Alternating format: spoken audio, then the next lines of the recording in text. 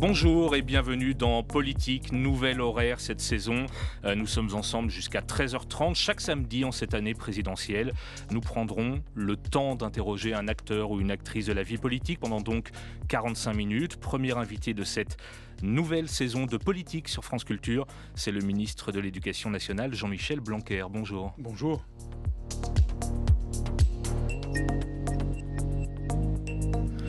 Dans quelques jours, le 13 septembre, il deviendra le ministre de l'Éducation à être resté le plus longtemps rue de Grenelle, battant ainsi, si je ne me trompe pas, le record de longévité de Christian Fouchet dans les années 60. Jean-Michel Blanquer vient donc d'effectuer sa 5e rentrée scolaire en qualité de ministre de l'Éducation nationale. Lui, l'ancien recteur, qui fut aussi directeur général de l'enseignement scolaire sous Nicolas Sarkozy. Un ministre de l'Éducation très politique, on va le voir, et qui a placé notamment la question de la laïcité au cœur de son action. Mais évidemment, on va commencer par cette rentrée 2021 qui, comme l'an dernier, s'est déroulée dans des conditions sanitaires extrêmement compliquées. On va en parler. Nous sommes 2 jours après la rentrée. Jean-Michel Blanquer, savez-vous combien de classes déjà ont dû fermer parce qu'un écolier a été contrôlé positif au Covid-19 ? À ce stade, c'est infime. On n'a que un très petit nombre de cas et c'est au bout de quelques jours que l'on peut donner un chiffre qui a un sens. Le chiffre de 0,2% a été assez constant tout au long de l'année dernière. Et j'observe qu'à l'île de la Réunion, qui rentre 2 semaines avant la métropole, et où la situation épidémique était comparable, on est en ce moment un peu en dessous de ce chiffre de 0,2%. Donc c'est très difficile de faire des prédictions, mais je pense qu'au moins à court terme, on doit être dans cet ordre de grandeur. Donc ça doit rester ultra minoritaire. Mais évidemment, nous regardons ça avec beaucoup de vigilance parce que, évidemment, nous devons être pragmatiques et humbles devant le réel. Je regardais les chiffres qui remontent un petit peu déjà. 4 classes fermées à Marseille, quelques-unes en Saône-et-Loire, un peu partout ailleurs en France. Il faut rappeler, un élève positif, la classe ferme pendant 7 jours. Oui, c'est ça. Et puis, il faut rappeler que par définition, si ça a pu arriver en cette fin de semaine, c'est parce qu'il y avait des élèves qui avaient contracté le virus avant d'entrer à l'école, ce qui rappelle au passage que très souvent, et on l'a vu là aussi l'année dernière, quand le virus il y a chez un enfant, c'est fréquemment en dehors de l'école qu'il l'a eu.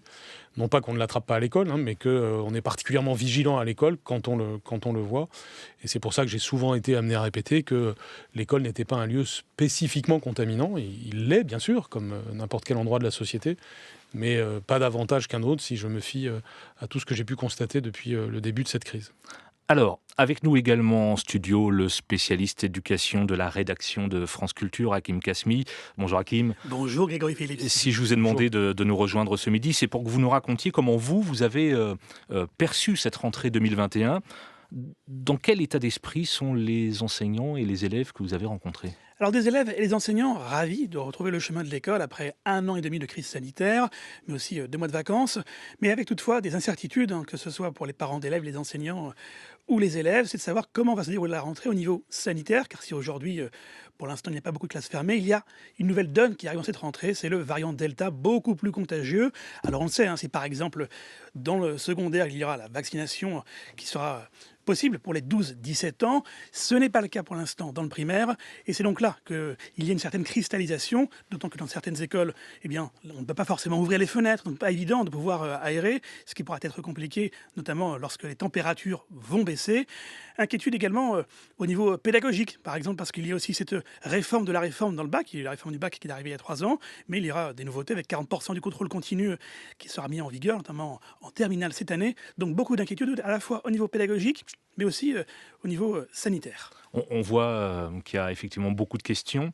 Est-ce que la rentrée scolaire va tout simplement relancer l'épidémie ? Alors pour l'instant, difficile de faire un pronostic.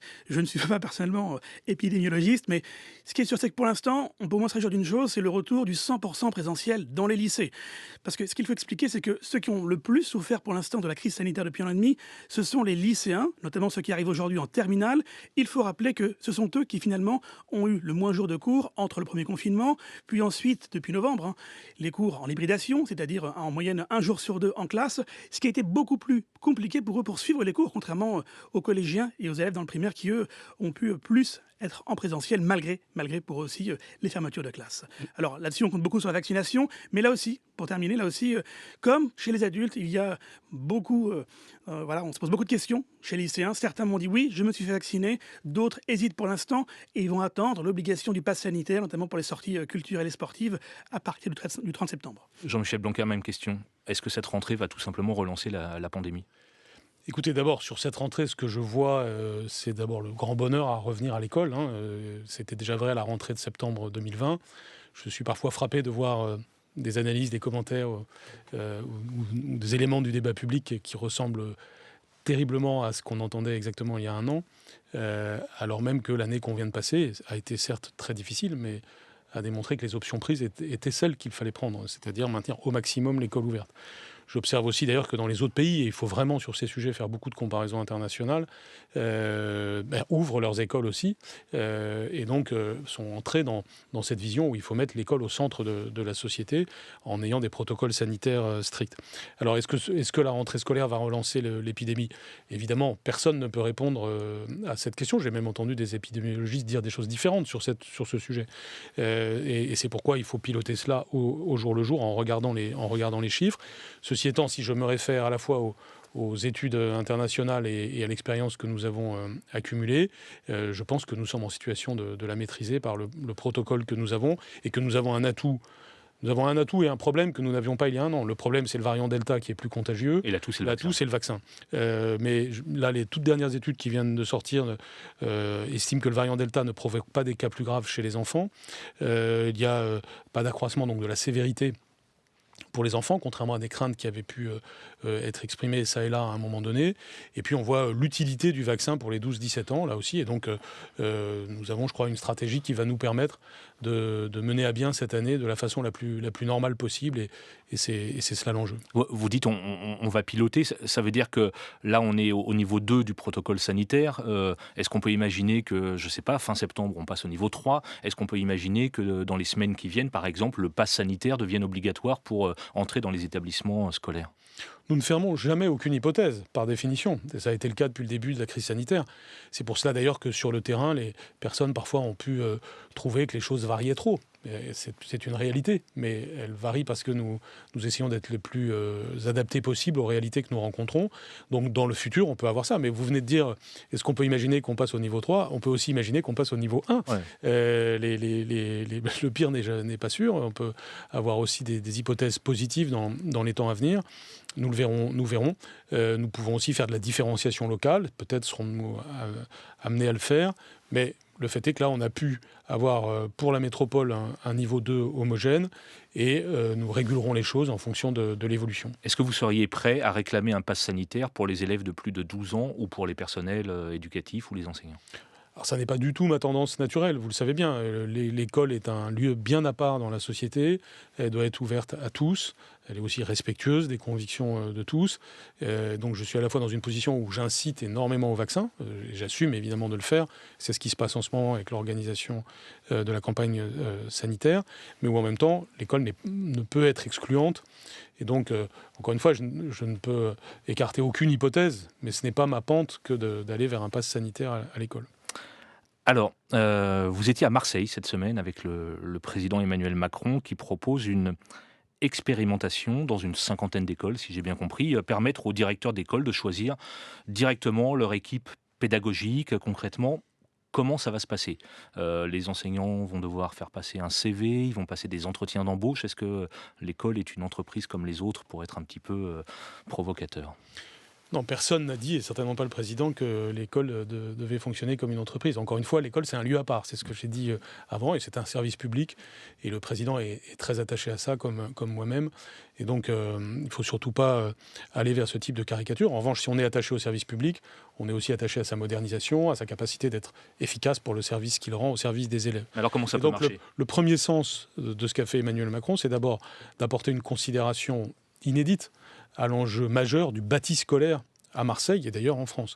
Le bâti scolaire, c'est une compétence des collectivités locales, Mais depuis le début de ce mandat, j'ai fait attention, avec certains députés de Marseille d'ailleurs, à ce problème du bâti scolaire. C'est comme ça qu'on a créé d'ailleurs une cellule bâti scolaire au ministère, qui est une nouveauté, qui permet de dialoguer avec les collectivités, et puis maintenant d'être en position d'aider et d'appuyer. À Marseille, on estime qu'il y a 170 écoles qui méritent vraiment des rénovations lourdes. Oui, le chiffre de 174 a été avancé en effet. On doit maintenant encore affiner le diagnostic, mais enfin on est dans cet ordre de grandeur, donc c'est des enjeux très importants. Et dans l'école où nous étions avec le président de la République, on voyait bien qu'il y avait beaucoup à faire.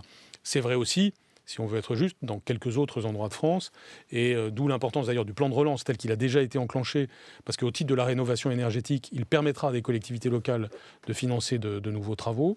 Et puis, nous allons pour Marseille faire preuve d'un volontarisme particulier, en partenariat avec la commune. Il ne s'agit pas de se substituer à elle, et c'est pour ça que le maire était très présent dans ce déplacement, évidemment, et c'est avec lui et avec l'ensemble des autorités compétentes localement que les choses peuvent se bâtir. Dans quelque chose qui est partenarial, si l'État met une somme un peu hors du commun en appui, c'est évidemment pour contribuer à ce que tout ça aille vers le haut au service des enfants. Mais ce que je ne comprends pas, c'est que là, on parle du bâti et effectivement de gros problèmes dans des écoles à Marseille, mais c'est la même chose en Île-de-France, par exemple. Nora Hamadi nous en parlait tout à l'heure dans l'émission Sous les radars. Donc là, on parle du bâti, mais la proposition du président et la vôtre, elle concerne les enseignants qui ne seraient pas assez motivés. Enfin, je ne sais pas à quelle logique ça répond, mais pourquoi donner aux directeurs le choix d'aller recruter eux-mêmes des enseignants ? Non, il faut toujours avoir une vision complète, c'est-à-dire que la question du bâti scolaire, elle est fondamentale, et on a beaucoup parlé avec les enseignants dans ce déplacement, et je le fais en permanence, et bien entendu, ils se plaignaient considérablement de cela. Donc c'est déjà cela. Mais ce qui est intéressant dans la démarche du président, c'est qu'il dit les murs et les tables, ça n'est pas suffisant, il faut aussi donner à tout le monde, et donc aux professeurs avant tout, des conditions de bien travailler. Tout cela est fait positivement et de façon bienveillante pour que chacun ait un bon cadre de travail. C'était très mal perçu par les syndicats enseignants à Marseille. Ce sont des choses qui arrivent parfois, que le débat s'enflamme vite, mais je pense qu'on va se mettre autour d'une table, on va regarder ce que ça signifie, mais concrètement, ça signifie que pour une 50aine d'endroits, on va lancer des appels à projets et proposer de travailler différemment, mais dans un sens qui doit plaire à tout le monde. C'est-à-dire que, par exemple, tous les professeurs doivent être heureux d'être à l'endroit où ils sont. Et donc, ça va représenter des opportunités, sans doute, d'affectation pour ceux qui ont envie de relever des défis. Ça va être l'occasion de mettre un peu de moyens en plus pour aider à avoir des projets collectifs. Donc, si vous voulez, tout ça n'est pas fait pour embêter qui que ce soit. C'est fait tout simplement pour avoir des projets qui fonctionnent sur une base d'équipe. Au fond, ce qui se joue derrière ça, comme d'ailleurs beaucoup d'enjeux de l'éducation nationale, c'est comment on augmente l'esprit d'équipe, la capacité à travailler en équipe. Souvent d'ailleurs, cela se passe bien dans certains endroits, hein, il ne faut pas caricaturer la situation, mais il faut donner les moyens d'agir, et avec de véritables directeurs qui seront en situation de le faire. Donc on va avancer sur cette base, c'est-à-dire un vrai projet pour Marseille, avec la collectivité locale qui est volontariste, avec les professeurs. Les choses ne vont pas être verticales, elles vont être au contraire pensées ensemble avec des moyens nouveaux. Donc je pense que c'est une belle opportunité pour avancer pour Marseille. Et puis tant mieux si ces expérimentations font envie pour arriver à avoir des modernisations dans certains endroits. Mais on ne met pas en cause évidemment ni même la notion de service public, certainement pas, ni même je dirais le travail d'équipe qui est déjà accompli sur le terrain. Au contraire, il s'agit de renforcer cela. 2022, expérimentation, c'est-à-dire que les enseignants devront passer des entretiens d'embauche avec des directeurs d'école et être recrutés comme un employé du privé ? Non, ce qu'il va y avoir, vous savez, toute école ou tout établissement a un projet éducatif. Et c'est ce qui fait un petit peu son identité, son projet. Et on a tous besoin de ça, même quand on travaille en dehors de l'éducation nationale, c'est-à-dire avoir un collectif autour de valeurs communes et d'objectifs communs. Et en l'occurrence, l'objectif commun, c'est faire réussir les élèves. C'est bien de l'expliciter, c'est bien d'avoir une adéquation des moyens aux fins, et c'est bien d'avoir quelqu'un qui, en équipe, est un petit peu en situation de coordonner tout cela. Alors, ça passe aussi par le fait que chaque personne présente doit être heureuse de travailler à l'endroit où elle travaille. Ça, c'est un objectif que je me fixe de toute façon en général pour l'éducation nationale. C'est le sens aussi du Grenelle de l'éducation, personnaliser davantage les parcours. Et on veut éviter qu'on ait simplement les plus jeunes sortant d'école qui arrivent dans les endroits les plus défavorisés, mais avoir plus grande mixité des âges des professeurs et une plus grande participation de tous à l'enjeu du projet éducatif collectif. Je crois qu'il faut être très pragmatique, il faut éviter de se diviser sur un tel sujet et de toute façon, dès les prochains jours, avec les organisations syndicales et avec les partenaires, on va avancer sur ce sujet. Je retournerai à Marseille évidemment, je nommerai un chef de projet et chacun verra assez vite qu'il s'agit surtout non seulement de mettre des moyens supplémentaires, mais d'avoir un effet de levier pour que tout le monde soit heureux de travailler dans les conditions qui se créeront, sachant que tout ça prendra du temps, puisque les rénovations de bâtis, ça prend toujours du temps. Il y a un autre sujet, évidemment, c'est la rémunération des enseignants, particulièrement basse, si on regarde les chiffres et si on compare avec d'autres pays de l'OCDE. Comment est-ce qu'on peut faire pour convaincre quelqu'un qui sort de l'université d'être candidat à un concours de l'éducation nationale quand on est payé 1300 ou 1400 euros en début de carrière? Alors, le chiffre que vous venez de donner n'existe plus. Heureusement. Par exemple, je vais prendre un exemple parce que j'ai plus. Pour les vacataires, si, par exemple, un vacataire, il va être payé 1200 euros en début de carrière. Vous voyez, par exemple, je vais prendre l'exemple d'une personne qui s'appelle Mia, qui est professeure stagiaire à la rentrée 2016, dont j'ai le cas sous les yeux. En décembre 2016, elle était payée, comme vous dites, 1445 euros. Mais quelques années plus tard, sa carrière l'amène à être aujourd'hui à 1931 euros. Au titre d'abord de son évolution de carrière, mais aussi des différentes augmentations auxquelles nous avons procédé. Donc les rémunérations sont trop basses, mais nous sommes en train de les augmenter. Et donc pour quelqu'un qui rentre aujourd'hui, on peut lui dire, nous sommes dans une logique où j'ai fixé que dans peu de temps, aucun professeur ne gagnerait moins de 2000 euros net par mois. Et puis, au-delà du sujet de la rémunération, il y a le sujet de la personnalisation du parcours, de la considération de chacun. Et c'est aussi les 12 engagements que j'ai pris dans le cadre du Grenelle. Et donc, nous sommes dans une transformation de la gestion des ressources humaines. Par ailleurs, c'est le métier qui fait sens dans notre société. Et c'est évidemment très attractif. C'est pour ça que vous avez d'ailleurs beaucoup de personnes, il y en a sûrement qui nous écoutent, qui, après avoir fait une première carrière, vers l'âge de 40 ans, décident de devenir professeur des écoles ou professeur dans le second degré. Et c'est très bien. Parfois, ils perdent un peu en rémunération, mais ils considèrent que le métier fait considérablement sens. Et c'est un peu ce que j'explique dans mon livre, c'est le fait que ça a été l'occasion pour toute la société française, le premier confinement, de voir que l'école, c'était indispensable et que le professeur était indispensable au cœur de la société. Donc je pense qu'on a un sujet avec ce qu'est le professeur dans le monde d'aujourd'hui, pas seulement en France. Vous avez par exemple de la pénurie dans certaines disciplines. Donc on a un sujet d'attractivité. Les disciplines scientifiques, par exemple. Tout à fait. Mathématiques, notamment, sciences. Parce que parfois elles sont concurrencées par d'autres catégories de métiers. Donc on doit prendre à bras-le-corps ce sujet à un niveau mondial, puisque le sujet de la revalorisation des professeurs, il se pose dans presque tous les pays du monde. La France est en train de prendre un bon chemin dans ce sens. Les revalorisations qu'on a faites sont significatives pour les plus jeunes, justement. Sur 1 an et demi, c'est quand même autour de 160 euros mensuels en plus. Mais avec un retard considérable sur l'Allemagne, par exemple. Alors, notamment pour les plus jeunes, justement. Et c'est ce retard qu'on est en train de commencer à rattraper. France Culture, politique, Grégory Phillips. Il y a un sujet sur lequel j'aimerais vous interroger, Jean-Michel Blanquer, et qu'on prenne le temps d'aller au fond des choses ensemble. On a le sentiment qu'en France, c'est impossible d'avoir un débat apaisé sur la laïcité. J'ai passé 4 ans aux États-Unis où là-bas, ce n'est presque plus un sujet. Pourquoi est-ce qu'on n'y arrive pas en France ? Pourquoi, par exemple, cette campagne d'affichage qu'on a vue à destination des 9-18 ans, que beaucoup ont jugé, maladroite ? Alors, d'abord, vous venez de faire référence aux États-Unis. Je ne considérerais pas les États-Unis comme un idéal par rapport au sujet dont nous parlons maintenant. Puisque je lisais encore tout récemment qu'on a de plus en plus le phénomène d'écoles qui projette les fragmentations de la société. C'est-à-dire on va aller dans l'école trumpiste, l'école woke, l'école ceci, l'école cela, ou l'école correspondant à sa communauté religieuse, ethnique, que sais-je. L'exact inverse de notre idéal républicain. Donc ce n'est pas parce que parfois le sujet semble parfois apaisé, ce qui est d'ailleurs très peu le cas en fait aux États-Unis sous certains angles, qu'on doit considérer que le modèle communautariste américain marche mieux que le nôtre. D'un point de vue scolaire, ça n'est certainement pas le cas. Moi, je suis très attaché au modèle républicain français et je réfute toute ringardisation de la laïcité. Au contraire, je pense que sous un mot ou sous un autre, en France c'est celui de laïcité, ce qu'on peut appeler la sécularisation, qui est en aucun cas une vision anti-religion, loin s'en faut, mais une vision qui permet à tous de bien vivre dans une société en harmonie, quelles que soient les croyances ou les non-croyances que l'on a, cette neutralité de l'État vis-à-vis de la religion, favorisant évidemment la liberté de culte et la liberté de pensée, la liberté d'expression. C'est précieux au dernier degré. Sur le plan politique, on n'a rien inventé de mieux et je ne vois pas ce qu'on peut inventer de mieux sur ce registre-là pour préserver les droits. Et donc, je considère que c'est très précieux. Alors maintenant que lorsque l'on parle de cela, ça fasse polémique en France, je vous l'accorde bien volontiers. Juste préciser cette campagne d'affichage pour ceux qui ne l'auraient pas vu, notamment dans les gares, etc.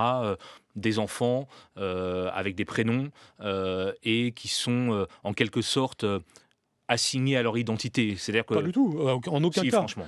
Mais non, c'est la lecture que certains veulent faire, mais c'est frappant de voir que quand vous regardez des affiches de tous ordres aujourd'hui pour une agence de voyage, pour une paire de chaussettes, pour quoi que ce soit, il y a évidemment une diversité très souvent de couleurs des personnes.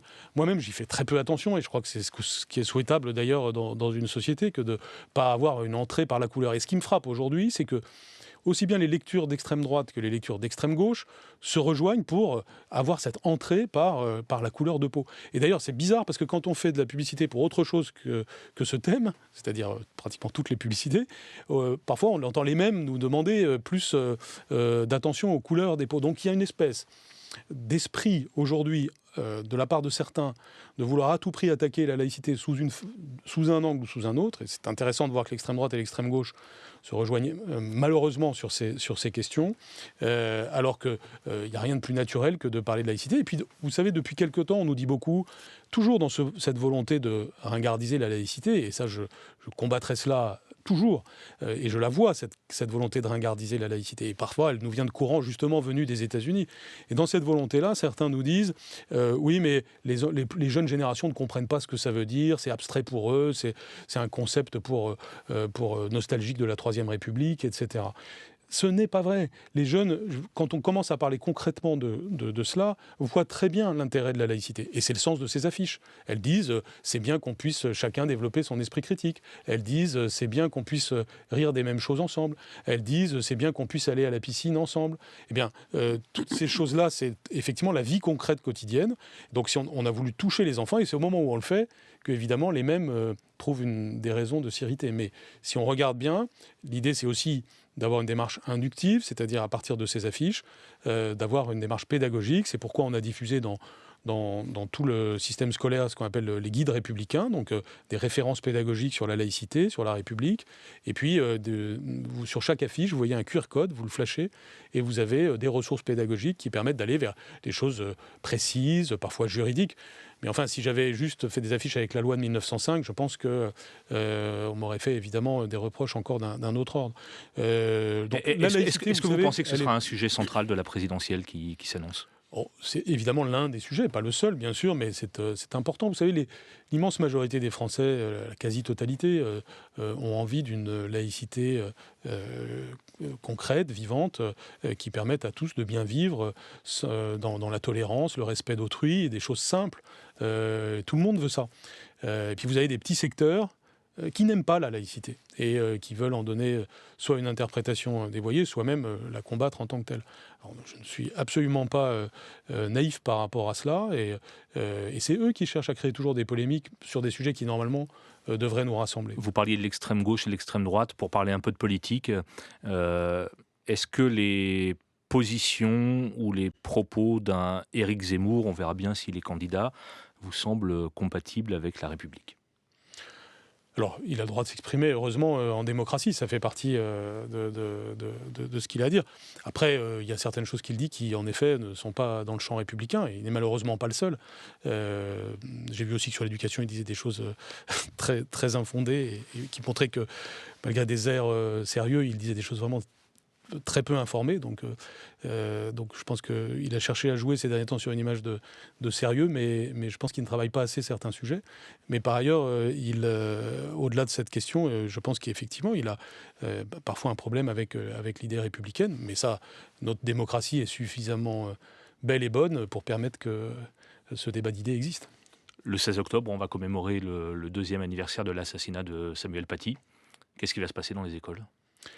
Alors, évidemment, nous le commémorerons. Il y a un avant et un après cet assassinat, et on ne doit pas sous-estimer l'importance que ça a eu et que ça aura pour notre pays. À nous d'en faire quelque chose constructif. Premier anniversaire, pardon. Premier anniversaire. C'est le premier anniversaire, oui, Pardon. bien sûr. Je n'avais pas entendu que vous aviez dit autre chose. Ce premier anniversaire de la mort de Samuel Paty a donc beaucoup d'importance. Et donc nous aurons évidemment, le jour venu, les manifestations qui s'imposent dans le système scolaire. Mais le fait de faire une campagne sur la laïcité en commençant l'année est évidemment relié à cela. Et encore une fois, j'ai en tête les débats qui ont eu lieu après l'assassinat, où on a beaucoup dit, par exemple, que les professeurs se sentaient insuffisamment formés sur la laïcité. La meilleure manière de rappeler la mémoire de Samuel Paty et de tirer les enseignements de tout cela, c'est d'aller encore plus loin que ce que nous avons fait en matière d'ancrage de la laïcité dans notre système scolaire. Ça passe en particulier par la formation des professeurs. Et vous savez que j'avais demandé à l'inspecteur général honoraire Jean-Pierre Aubin de me remettre un rapport sur cette question. J'ai retenu tous les éléments de son rapport. Et donc, en cette rentrée, c'est aussi le début de l'accomplissement de cela, c'est-à-dire une formation très volontariste des nouveaux professeurs, mais aussi des professeurs actuels en formation continue, de façon à ce qu'ils ne se sentent jamais seuls et démunis face à cet enjeu, et au contraire qu'il soit en quelque sorte consolidé. C'est aussi Concrètement, ça veut dire, vous attendez quoi des enseignants le 16 octobre ? Alors, on va justement le préciser en amont du 16 octobre, après avoir encore discuté avec les organisations représentatives et pris un petit peu le pouls des enseignants. Mais encore une fois, je dirais que le premier acte de cette commémoration, c'est justement le travail qui est fait en ce moment pour que la laïcité soit bien répandue d'une manière que j'espère vraiment apaisée et le plus consensuelle possible. Je sais que certains ne veulent pas de ce consensus, mais j'en appelle à tous les esprits républicains, calmes et posés, équilibrés, pour qu'on ait une laïcité bien transmise à nos élèves. France Culture, politique, Grégory Philippe. Sur un autre sujet, et j'ai pas envie de m'étendre sur la polémique de l'allocation rentrée scolaire et des écrans plats, je pense qu'on en a suffisamment parlé cette semaine, on vous a déjà entendu là-dessus. Mais est-ce qu'à minima, il n'y a pas de votre part une faute de communication quand on est ministre et qu'on répond à une interview et qu'on évoque les écrans plats? Est-ce qu'on ne prend pas le risque de stigmatiser certaines familles parmi les plus défavorisées? Bon, d'abord, vous savez, dans notre société, j'ai l'impression que même si je disais le ciel est bleu, il y aurait un débat. Et d'ailleurs, il m'arrive de dire que le ciel est bleu et ça fait débat. Et de la même façon, c'est intéressant ce que vous dites, parce que vous dites que vous vous êtes beaucoup exprimé là-dessus. Non, justement, pas du tout. J'ai répondu à une question. Certains disent j'ai voulu en faire un débat de rentrée. Pas du tout. Je fais ce que je fais dans chaque interview. Je sais que ce n'est pas toujours ce qui est recommandé, mais on me pose une question, je réponds à cette question. Mais là, en l'occurrence, une députée a fait un travail que je considère intéressant à regarder, c'est-à-dire est-ce que tout cela bénéficie à la fin aux enfants? Vous savez, ma position, je suis assez facile à interpréter. Vous regardez chacune de mes positions sur tous les sujets, comme sur l'école ouverte, c'est les droits des enfants. Est-ce que, à la fin, les enfants sont bénéficiaires de ce que l'on fait? Et est-ce que, parfois, les hypocrisies du monde adulte ne se font pas au détriment des enfants? C'est finalement cette ligne-là qui est la mienne sur tout sujet confondu, et sur celui-là comme sur les autres. Alors après, vous savez, récemment, il y a eu un livre d'un bon journaliste sur la notion de nuance. Je considère qu'on n'est pas dans une société, en effet, qui favorise la nuance, parce que j'invite chacun à regarder ce que j'ai dit. Et ce que j'ai dit, c'était, ça se regarde, ça se travaille scientifiquement, en regardant où on en est. Et d'ailleurs, toutes les études dont j'ai entendu parler depuis pour essayer de réfuter ce que j'ai dit sont soit très anciennes, soit discutables quant à leur méthodologie, puisque déclarative ou autre. Donc c'est intéressant, non pas de pousser des cris d'orfraie, mais tout simplement de regarder la réalité pour voir comment faire bénéficier aux enfants au maximum des moyens publics que nous mettons pour eux. Et il y a des tas de choses très intéressantes. Je pense au maire de Clichy-sous-Bois qui achète des fournitures pour l'ensemble des enfants de sa commune et les distribue. Donc la notion de bon d'achat, elle est intéressante. Elle peut d'ailleurs s'ajouter à l'allocation. Et puis, il y a des dépenses qui sont totalement légitimes. Mais c'est important de regarder si les enfants sont bien équipés matériellement pour l'année avec notre système social. Et donc, il n'y a rien de négatif, je trouve, à se poser des questions de ce type. Non, vous voyez ce que je veux dire, c'est que vous répondez à cet entretien, vous parlez des écrans plats et du fait qu'en septembre... et quand je dis que vous êtes ministre, et évidemment vous faites très attention à votre communication, Est-ce que vous auriez pu vous abstenir de ce commentaire qui n'était appuyé non plus sur aucune étude scientifique? Enfin, c'est juste un ressenti. Alors après, si j'aurais dû utiliser un autre mot que écran plat, très probablement. Je veux dire, je ne dis pas que chacune de mes phrases est pure et parfaite, mais je crois que très facilement, vous savez, on regarde le doigt plutôt que la lune, je trouve. C'est-à-dire que est-ce que ma phrase était la bonne? Peut-être pas, et vous avez peut-être raison, mais c'est pas le cœur du sujet.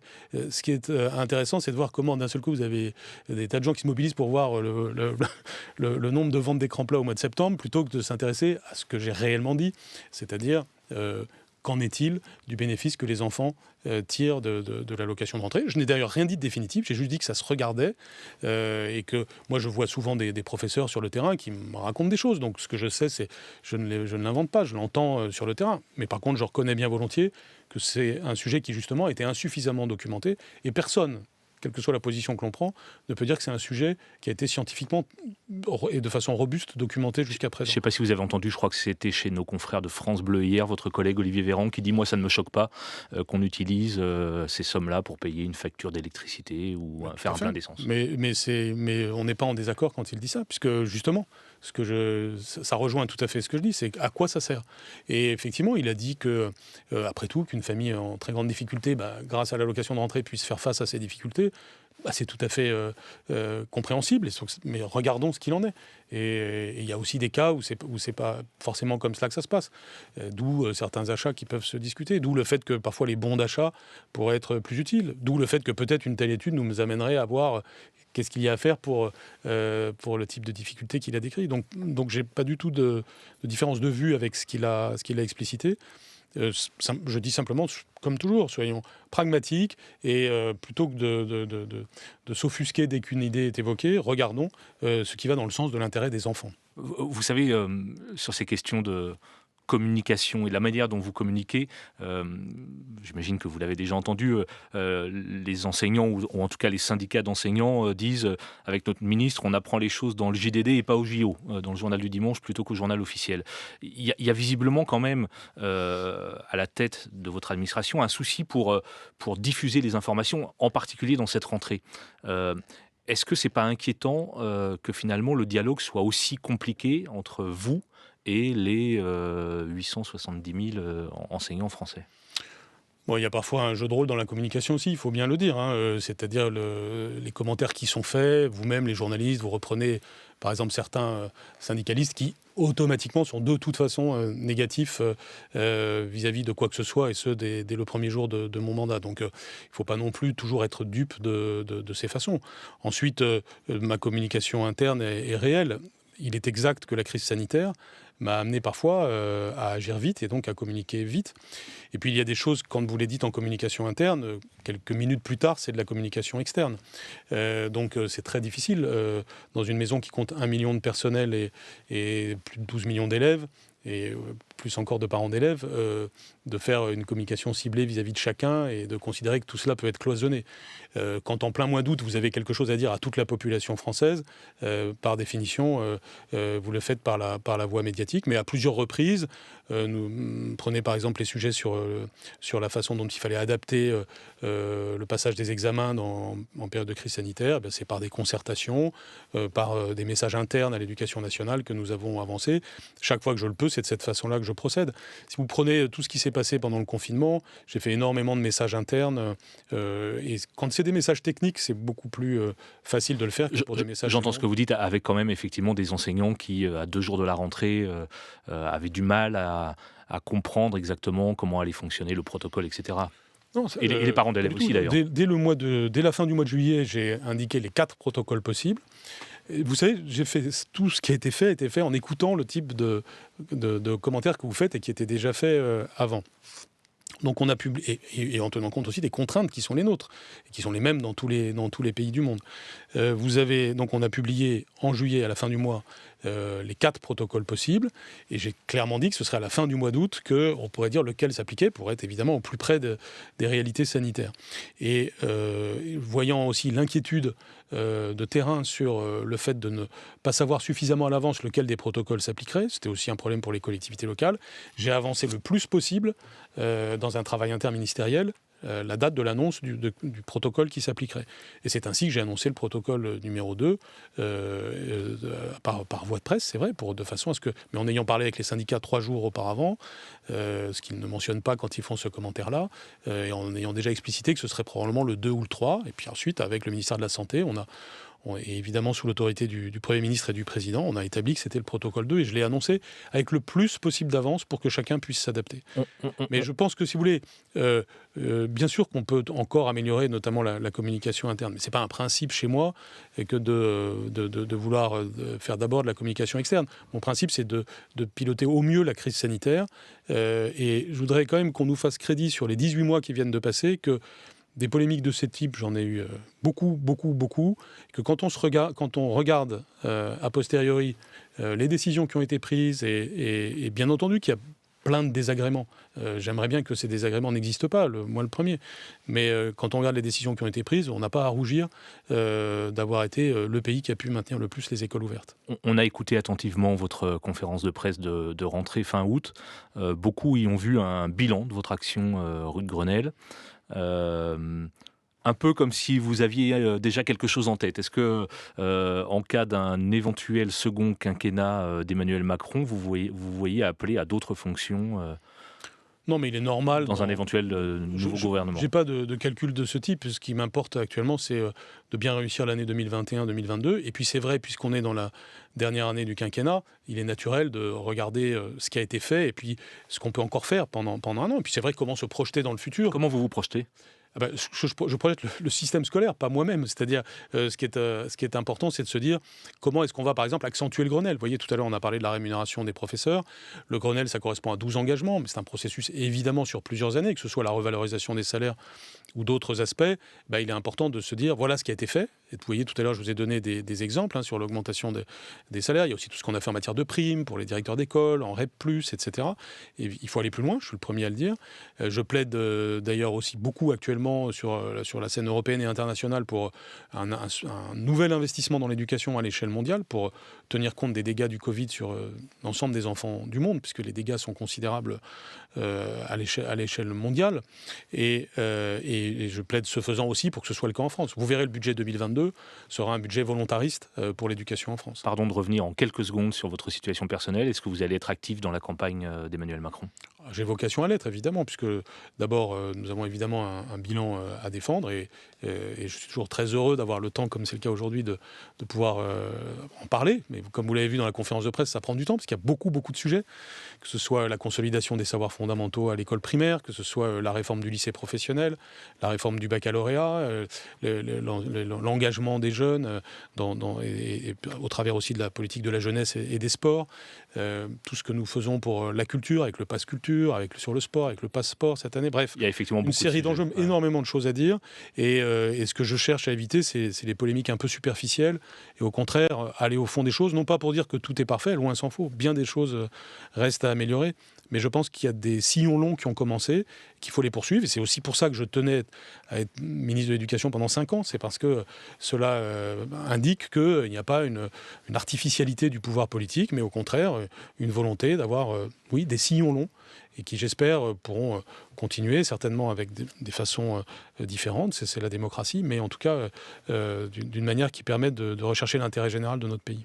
On va terminer cette émission, Jean-Michel Blanquer, avec Louise Touret, une autre spécialiste éducation de France Culture, productrice de l'émission Être et Savoir tous les lundis soirs. Bonjour Louise. Bonjour Monsieur le Ministre. Bonjour Louise Touret. La rentrée, c'est aussi celle des livres et des essais. On note que le thème des inégalités est très présent cette année. Alors, il est toujours très présent, mais cette année, on a particulièrement beaucoup de publications. On a entendu parler à l'antenne de celui des l'essai d'Annabelle Allouche et de celui d'Éric Morin.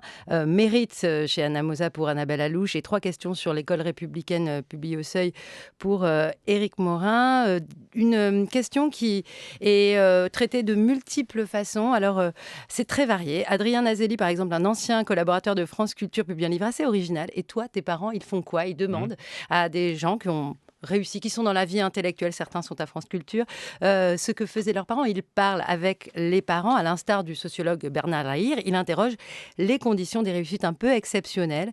Ça s'explique par un fort investissement sur l'école, mais aussi des Hasard heureux, c'est publié chez Jean-Claude Lattès, c'est très agréable à lire. Sébastien Le Foll, directeur de la rédaction du Point, s'intéresse à peu près au même sujet avec un traitement très différent. Son livre s'appelle « Reste à ta place ». Il interviewe des têtes d'affiche politiques telles que Nicolas Sarkozy ou Anne Hidalgo et il s'inspire de sa propre expérience pour essayer de comprendre comment on traverse les barrières sociales. Il dénonce le mépris des élites. Donc ça, c'est publié chez Albin Michel. Toujours sur le même thème, un ancien numéro 2 du ministère de l'Éducation, on dit DGESCO dans le langage de la rue de Grenelle, c'est Jean-Paul Delahaye. Il publie un beau récit qui raconte son enfance dans la grande pauvreté et les études qui l'ont conduit au métier d'instituteur jusqu'à la rue de Grenelle pour terminer sa carrière. Le livre s'appelle « Exception consolante ». Il est publié aux éditions de la librairie du Labyrinthe. Moi, ça m'a fait penser à l'essai très fameux de Richard Hogarth, sociologue anglais, qui raconte aussi sa vie dans 33 Newport Street, qu'on peut trouver en poche. Il y a aussi des romans sur ce thème, Kauthar Archi, Mariam Majidi.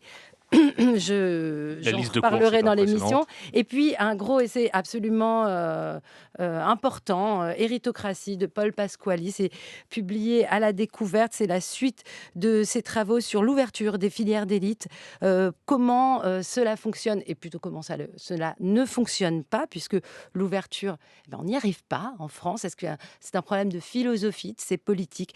Est-ce que c'est un problème de réelle conviction des élites à s'ouvrir? On posera la question demain, dans mon émission.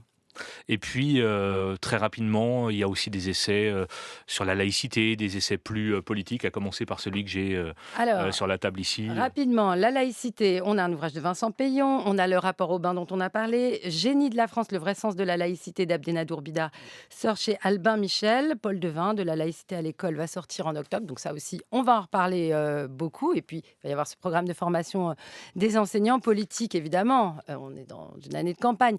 Alors, ça a commencé avec un essai radicalement à gauche de Laurence Decoq, École publique et émancipation sociale, c'est chez Agone. Philippe Watrelot, plutôt sur la pédagogie, je suis un pédagogiste chez ESF.